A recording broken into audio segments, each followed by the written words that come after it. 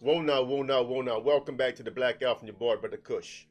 On this video, I want to do a follow-up on something that Rollo Tomasi.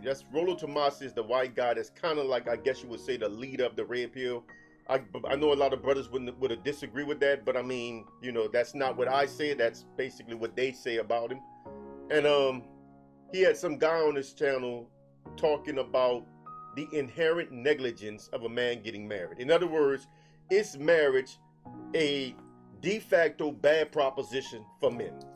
And the man argues that the way marriage is one-sided, the way the benefits are so one-sided in favor of women, it makes it a very, very bad deal for men, to the point where it's not even worth getting married if you're a man, right? And there's a lot of truth to that, but there's also a lot of falsehoods to it.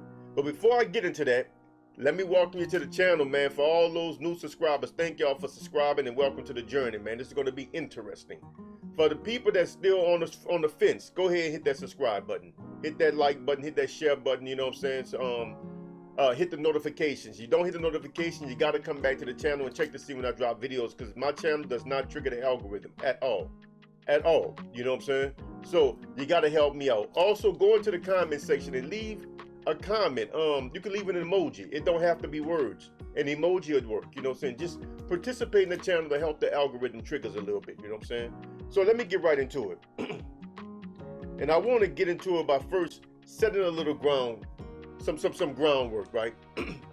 Here's the problem I have, you know, with the red pill community in general. And if I seem like I be edgy about these dudes, I'm about to explain why, you know.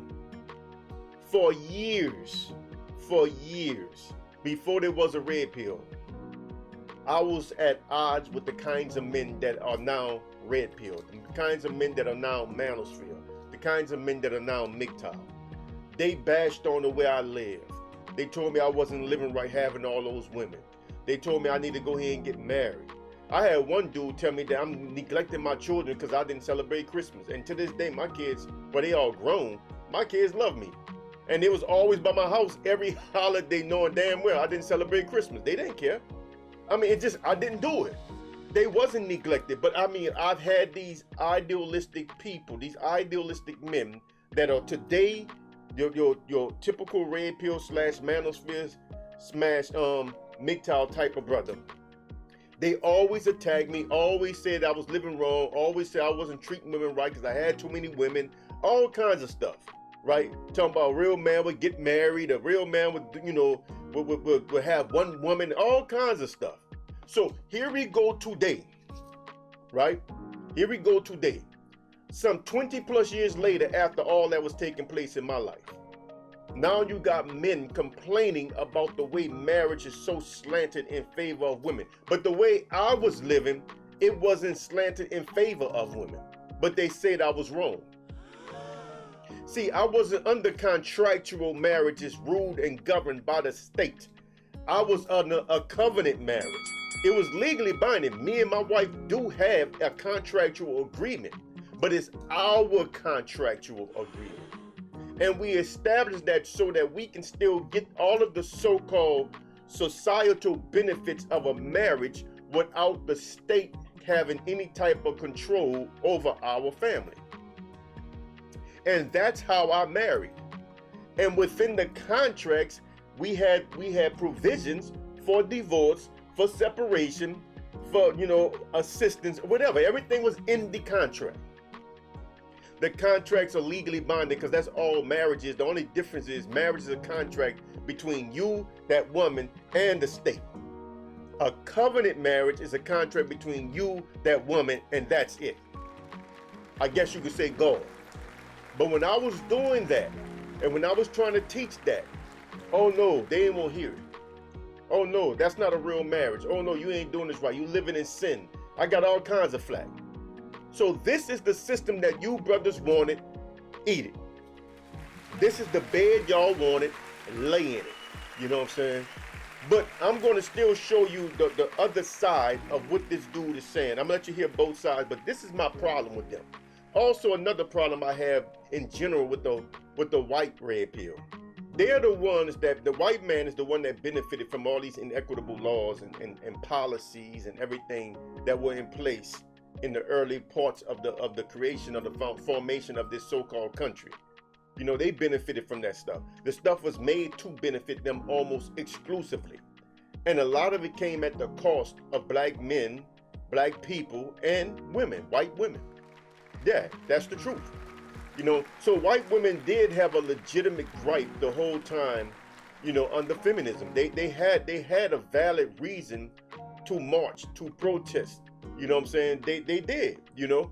But the problem is now it's flipped. Now all the benefits are on the side of the woman, and now the men are complaining. But they wasn't complaining when it benefited the men. So again, this is your bed, you lay in it. But let me get to the clip. I want you to hear what he said, then I'm gonna come back and chime in. I call the BPL analysis, which, you know, is in law school how you learn to analyze negligence and how you learn to define what's called an inherently negligent activity. So there are some activities that are so dangerous that it's what's called negligence per se. And it's an equation, which is the burden of not doing a thing greater than the probability of harm and the severity of harm. What I tried to do is I tried to say, all right, what are you giving up if you don't get married? What's the burden of not getting married? So I actually did an analysis, and I basically tried to say, okay, versus what does it cost you to potentially get divorced? What is the harm that's caused by getting divorced? And essentially, I argued that because of the probability of divorce, marriage is an inherently negligent activity, like owning a lion or having a trampoline next to a toxic waste dump. Now, he is right, you know what I'm saying?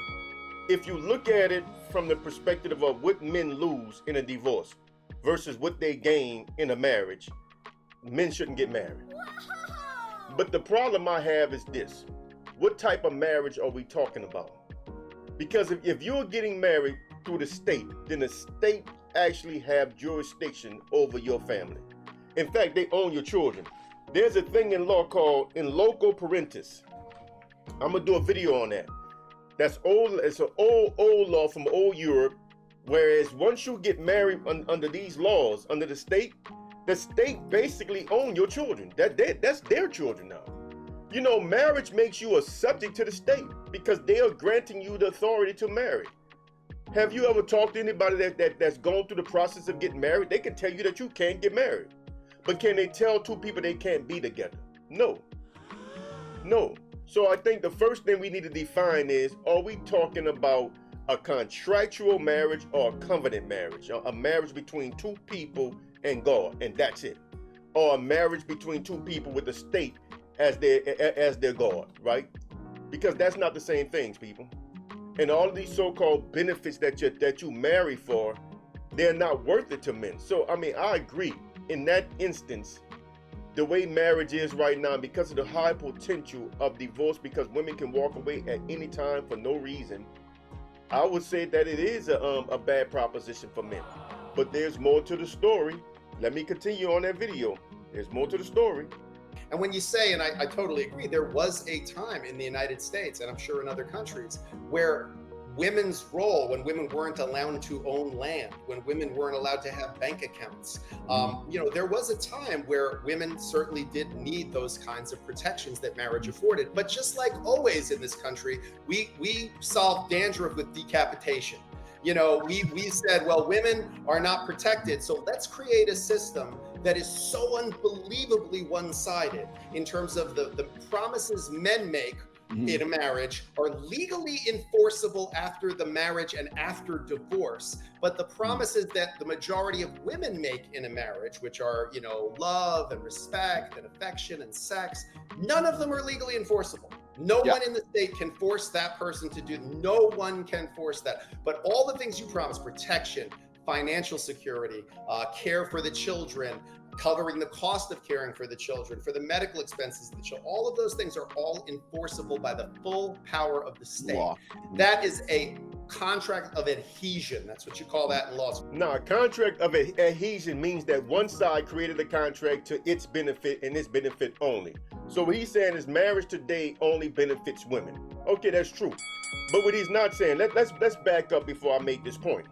What he's not saying is that there was a time also when a woman got married, every asset she owned was transferred to her new husband. Yeah. And if she wanted out of the marriage, it wasn't easy, first of all, to get divorced. No matter how much the husband cheated, beat it on her, and everything else, it wasn't easy for her to get divorced. And if she did manage to get divorced, she basically walked away with nothing, no guarantees. Yeah, that was the system how it was for a long time. See, he's not talking about that. So again, he's making it sound like this is just something that it was always like this. No, there was no benefits afforded to women via marriage. What it was sort of a blackmail. If you want certain rights as a citizen woman, you have to get married to a man. And that was their way of forcing white women to marry white men. Also, by the state controlling marriage, they can stop white women from marrying black men. Because contrary to what y'all believe, we are not slaves. We've always been here. And we had a lot of interracial couples, both ways, actually. We had a lot of interracial couples way back. So to prevent the white women that were coming over here in the early days of the settling by the Europeans over in the new land, so-called new land, to prevent all of the white women from getting with black men that were already here, and having the white men that came over here sitting there like incels, they created these laws to force the white women to have to marry white men. That's all this stuff was about. And see, he's not being honest because he's not telling the whole history as to how we got here. And this is why I want my brothers, man, to get away from these dudes, man.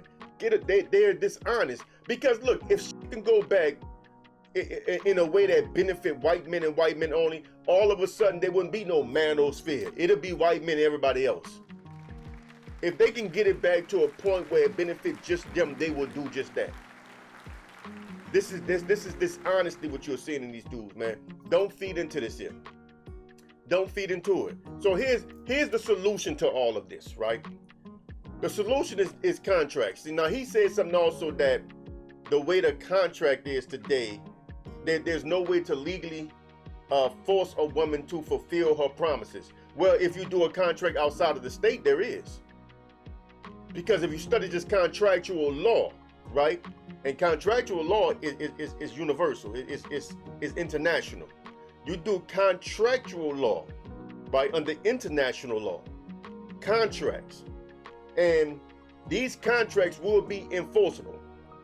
You and that woman sit there, y'all agree to terms. Y'all put everything in a contract and y'all both sign. Y'all witnesses sign. It get notarized. And once this is filed or once it's notarized, it is binding.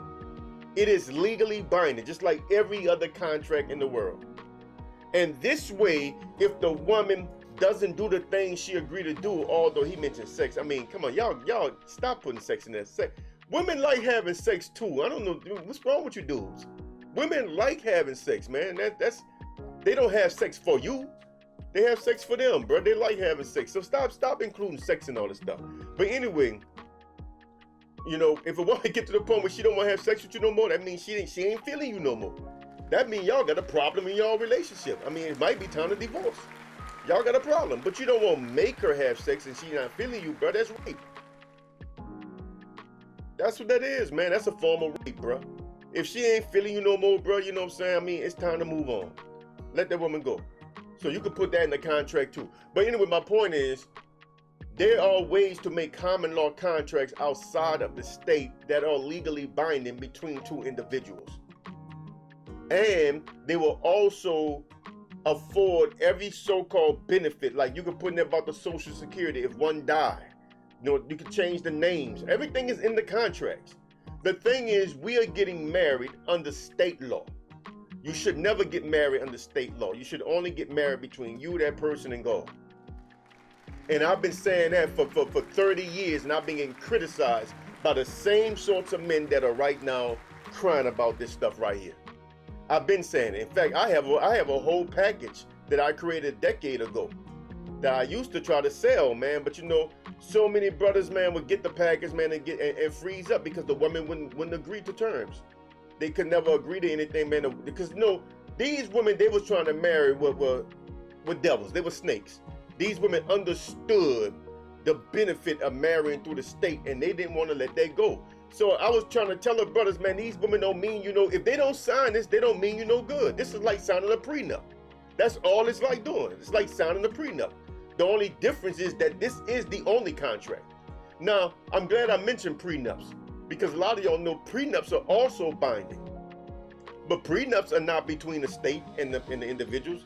They're just between the individuals. But they are legally enforceable. They are binding. So what he said is wrong, you know what I'm saying? Even if you want to get married through the state, you can have nuptials in place that sort of supersede or take up the slack for anything that the state neglects to do. If the state is not going to enforce certain things after a divorce, you can have those provisions in y'all nuptials. They got post-nuptials and they got pre-nuptials. You got nuptials you can sign before y'all even get married legally through the state, and you got a set of nuptials y'all can sign after y'all get legally married through the state. I can actually set up all that stuff for you. And these are the kind of things I've been telling brothers to do for decades, and all I did was got shitted on. Didn't want to hear it. Brothers, y'all need to stop getting married through the state. Man, but these women, man, my girl don't like that stuff, man. She said she just want to go do it the right way, man. You know, what's the right way? What is the right way? This supposed to be between y'all, bro, not the city, not the state. Nah, man, she just want, you know, she don't want, okay, obey the males. You know what I'm saying? So don't cry now about this situation because this is a situation y'all helped create. I've been trying to tell y'all how to circumvent this system for the longest. Y'all don't want to circumvent the system. Y'all want to go deeper into the system. Y'all think the system is your friend. And no matter how many times the system club you over the head, kick you to the side, you get up, dust yourself off, and you go right back for more. It's how y'all live, bro. So I'm glad I ran across that clip, man, because you know it was a good clip. You know, it gave some good content, man. You know, but I take what them dudes say with a grain of salt, man, because I understand the history behind how we got here. I understand what preceded the now. You know what I'm saying? I understand how this system was so rigged in favor of white men that it wasn't funny. And it stayed like that for like 200 plus years. It was just around the 1950s, 1960s that stuff started changing. And around 2000, it changed. You know what I'm saying? So around the turn of the century, it was over for them. And now, by 2010, they realized that they was in a different world. And that's when you started having the formation of red pill and the manosphere and all that stuff, right? But, I mean, the system has always been rigged in favor of one party or the other because that's just how white folks do things. They don't do things equitably. They don't have the term equality in them. It's not in their genes. They don't know what doing something fair means. You know, this is why I want to talk about Terrence Crawford and negotiating. I did that video already talking about don't negotiate, you know, anything with people, you know what I'm saying? Because you got to understand that certain types of people will never do things fairly. They only going to do what's best for them and only them. And they'll use every bit of leverage that they can to achieve that. Marriage, modern marriage is one of them situations that it just don't benefit men. I agree with him. It don't benefit men, but it never benefited black men. It was always a trap for black men. Never benefited. I mean, these people own your kids. They got jurisdiction over your family. I mean, the laws are crazy, man. Y'all don't know how many laws we got, man, that you violate every day without even being aware that they are laws. I mean, we live in a crazy society, bro. And yet, every time a brother like me tell us that we need to get together, rise up, man, make changes, nobody wants to make changes. So, marriage, first of all, is not broken. It is a man-made institution, a man-made concept, right? that was broken from the inception. It's no more broken now than it was when it was first created, because it was never created for any justifiable or fair reasons. It was always created to control. And therefore, because it was created to control, it is operating the way it was always intended to operate, to benefit one party over another, or to benefit one group over another. That's just the way it was designed. As is everything else that this white man creates. Everything he does is designed that way. Like I say, he doesn't have equality in his bones. He don't know what that means. So the problem with marriage is that we should have always maintained our own culture and heritage and married outside of their system. You know, do our own thing. Figure out what works for you and that woman. And if there are some social benefits, and y'all create a contract to discuss those social benefits. That's how you deal with that. That's how you deal with it. I made all my wives sign contracts. They were looking at me like I was crazy, and I bought them contracts. You know what I'm saying? When I bought them, we had a family meeting one day. I bought them contracts out, set them on the table, and said, read and sign. Yeah, I wasn't playing, you know, because I can see as the business was growing, that we was making more money. I didn't want the problems down the line, man. You know, I didn't want the problems down the line. So we put in contract, we put down on pen and paper everything that we needed to discuss, and we agreed to terms. And that's what you need to do. So that is legally enforceable. So he was wrong about that. Marriage is legally enforceable if you make your own nuptials. Again, it doesn't matter if you get legally married, although I don't recommend that. But you can make prenuptials, and you can make what they call antenuptials or postnuptials. You need to make your own nuptials. And if you need help with that, contact me, man. I'm out of here. Till next time, Brother Kush, aka the Black Alpha. Salam.